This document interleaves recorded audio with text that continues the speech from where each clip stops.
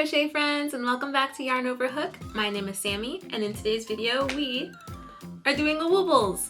I'm so excited to finally do one of these. I've been seeing them everywhere, and I'm sure you have been too. I'm curious to see if this really is good for beginners, if this might make a good gift, even like for kids, Christmas, whatever. Get people into crocheting. I want to see what all the hype is. So let's meet Bjørn the Narwhal and hop into this.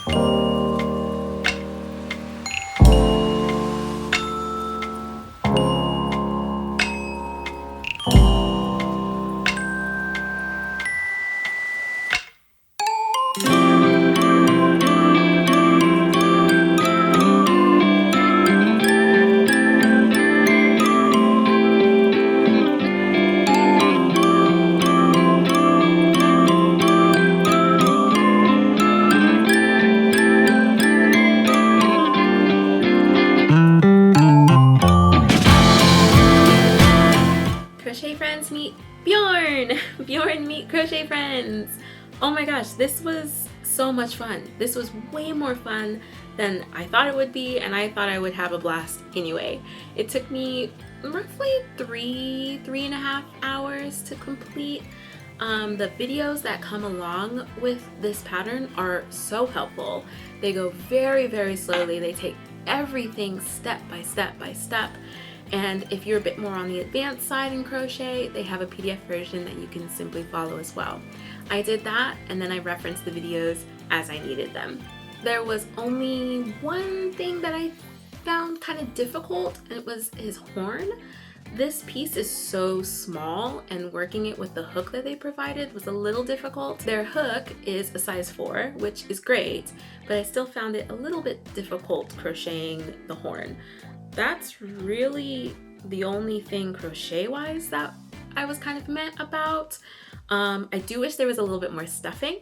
I like my amigurumi to be stiff and sturdy.